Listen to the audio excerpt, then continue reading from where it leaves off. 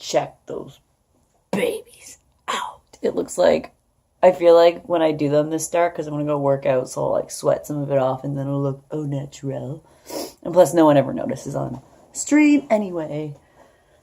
Wow. So anyways, I'm just watching Philip DeFranco, and there was something that like he talked about, and I want to talk to you guys about it, because this is the main thing when it comes to Streamers Unknown that I want to like accomplish.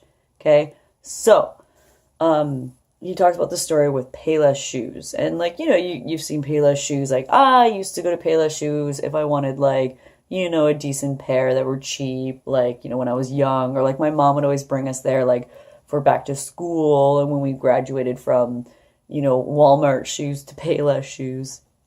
And so one of the things that like, so part of the story, what happens is there was a brand that came out called Palessi, and they marketed as like this high class, high fashion, high quality, you know, shoes. And it was basically just Payless shoes, but just scrambled up the words to make it sound really elegant.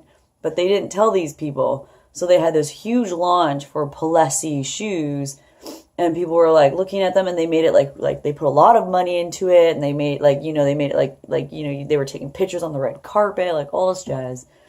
And, you know, they were interviewing people. They're like, you know, what do you think? They're like, oh, like I would pay like $400, $500 for these shoes. Like, you know, I want people to be like, oh my God, where'd you get those from? Like, oh, blah, blah, blah. And like all these like people were saying this. And then at the very end, they're like, these are actually Payless shoes. And everyone was like, really? Like, it was like the funniest thing, like the reactions. But the one point that he hit on, he's like, it's not about like when it comes to marketing, it's how you want it to be perceived, right? So like, if like the biggest thing, if you get someone to perceive it in a certain way, people are going to think that it's like this super great high quality product, when really it's really not. And I feel like that's like what like like not like what we're trying to do, but basically like my biggest thing when I'm telling you guys, take pictures, post on Instagram, do all this jazz, we want to sell the lifestyle. We want people to perceive that being a streamer is great, and that we're successful, and that like, because when you get into that mindset too, like it encourages you, but that's what will make people like buy into it in a way, because you're making them perceive it. And so like, you know, I have a few ideas, because I'm getting like, I have like gear.